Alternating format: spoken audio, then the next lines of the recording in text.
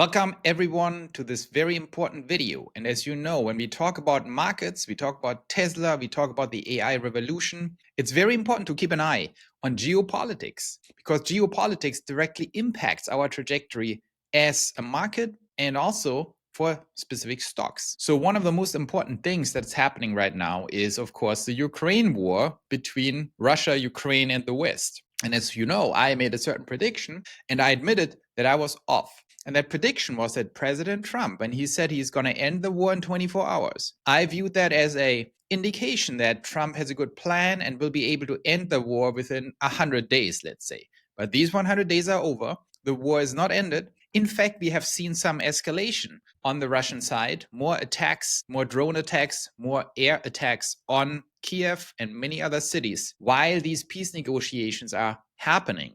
Of course, there is some pushback and things are not going the way they should. So what is behind that? In this video, we are going to address that very quickly so you get an overview what at least my opinion is where we stand. And at the center of this video will be a white paper by JP Morgan. And JP Morgan did actually an amazing job in putting that into 4 scenarios that they think are likely to happen, one of them, and they put percentage probabilities on it. And I will explain what that paper is all about. We go through it now, and then I will give you my opinion on what will actually happen and why Trump actually allows, to some extent, I'm not saying he has a lot of choices, but he allows Russia to dictate the peace that is going to come at some point. So here's the paper. And that paper is about the Russia-Ukraine endgame and the future of Europe. It's created by 2 analysts at JP Morgan. And normally I'm very critical of analysts, as you know, but I think they did a tremendous job with this paper. Derek Choiliet and Lisa Sawyer, Executive Director at JP Morgan Chase Center for Geopolitics and Managing Director and Head of the JP Morgan Chase Center for Geopolitics. So I'm very impressed by the content, but I'm also very impressed by the format. By the way, you can Google this thing and find it. It's open. And what they do is basically they created these 4 scenarios based on the current situation that they think will likely be in the cards. And they put percentages on it. So I want to go through these scenarios with you so you quickly understand what the outcome could be. And they called it after certain regions or countries to make it better understandable. So the best case, in their opinion, is a South Korea situation, with the odds being 15% that this is going to happen. And what they mean with South Korean situation is that there will be peace, there will be an agreement, and the Ukrainians will be able to basically tripwire to have a European or in-country European tripwire force backstopped by an American security promise.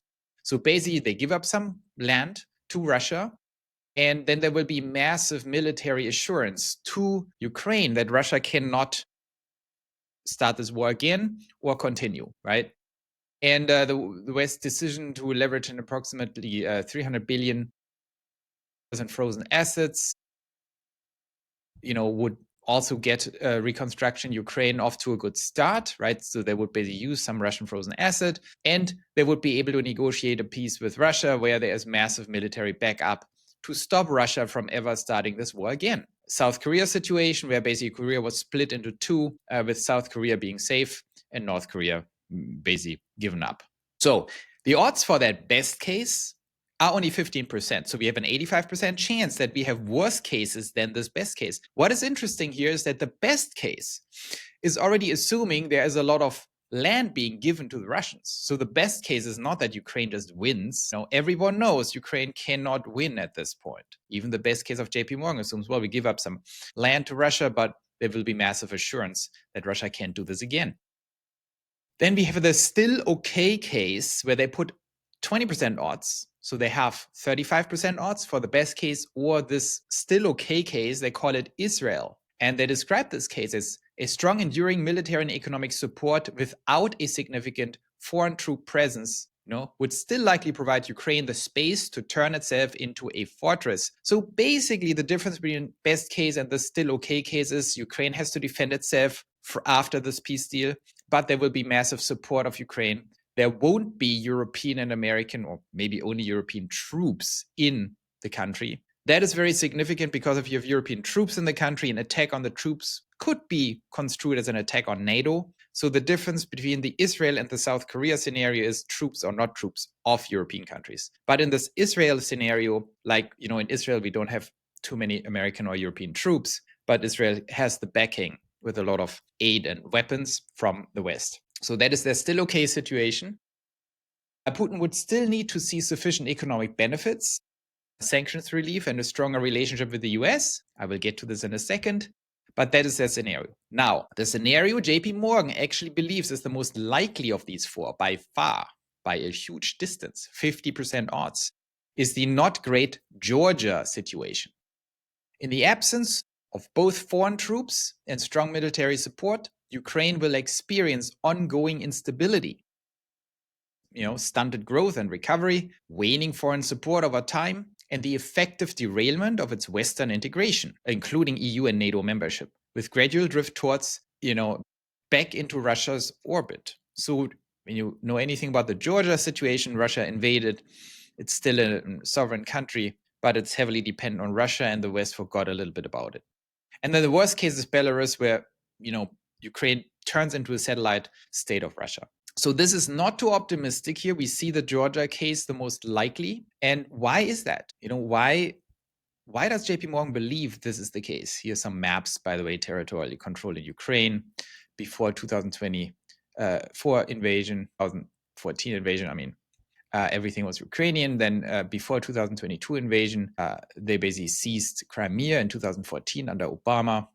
And Russia backed separatist control of these eastern regions. And then as of February 12, 2025, all these red regions are now under Russian control.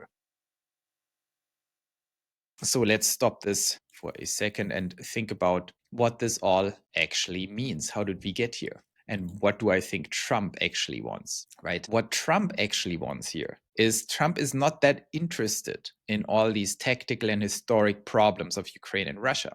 What Trump wants, he's an America First guy, he's a deal maker, he thinks in economic terms, and he has a visceral rejection of war because war doesn't fit into Trump's worldview. He thinks war is stupid, he wants deals, and he wants to make money for the country and for everyone. And war is just the worst way of destroying human lives and money. So he's not a big fan of that. Hey, creating these videos is a lot of work. Please like and subscribe. It really helps out the channel. Now let's get back to the video.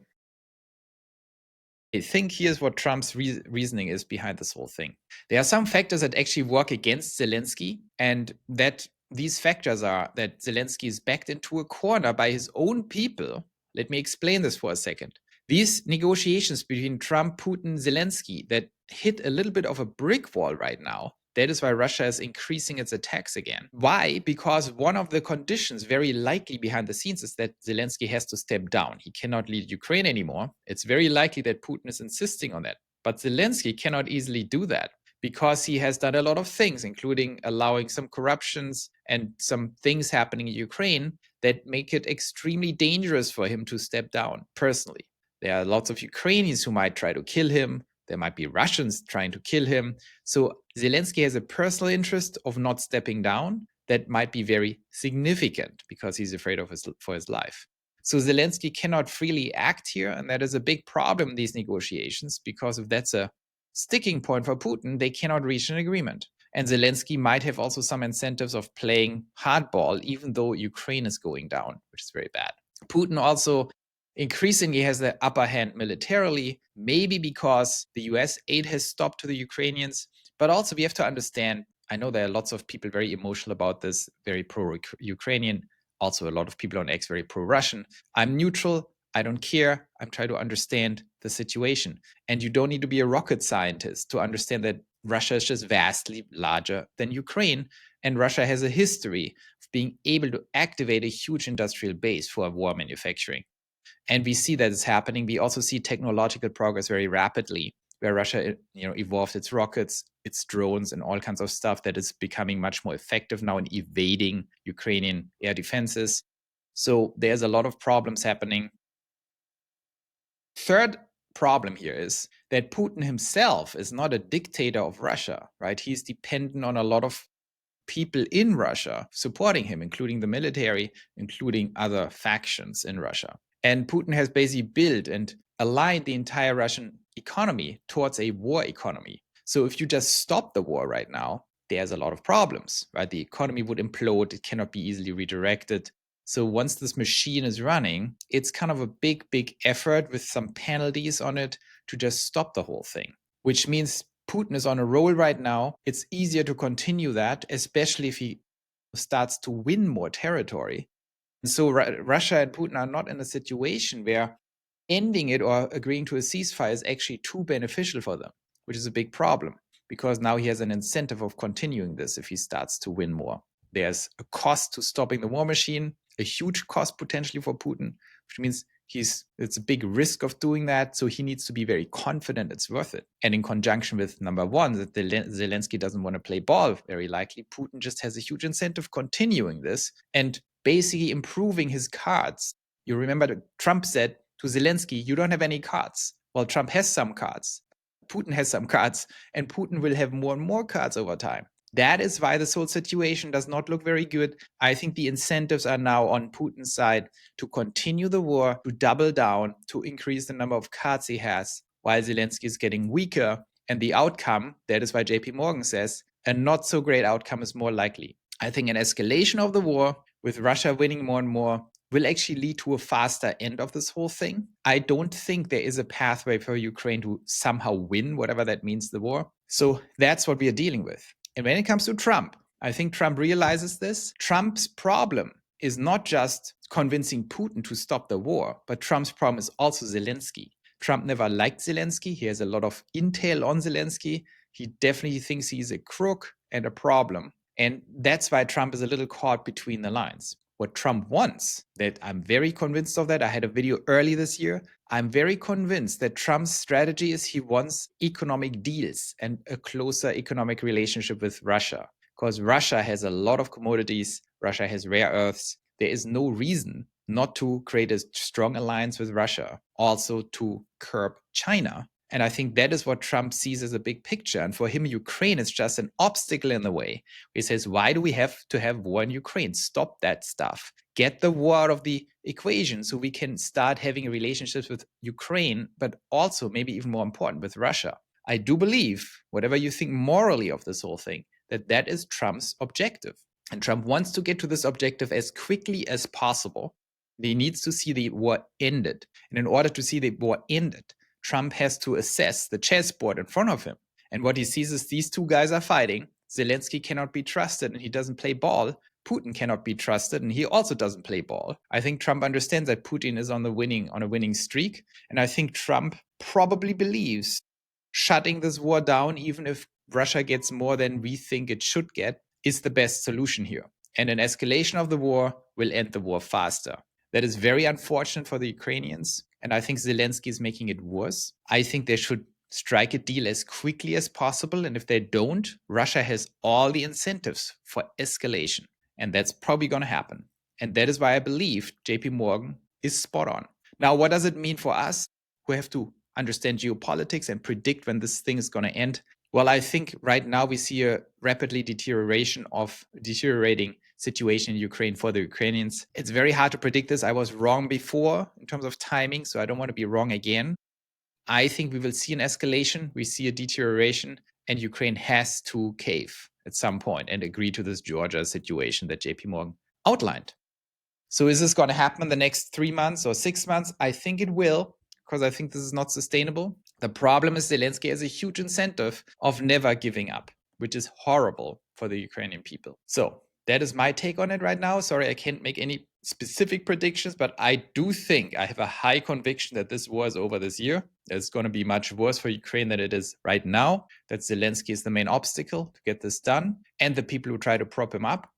We have to be realistic and see that this is not going anywhere. And the best that can happen is some form of peace deal where this madness stops. And so we can then have a realignment between the United States and Russia and Ukraine to actually get economic prosperity to everyone, start trade again, and then we go from there. I think it's going to happen this year, but let's see what's going to happen. I hope that was interesting. We need to stay atop of geopolitics where it matters for the markets. See you very soon.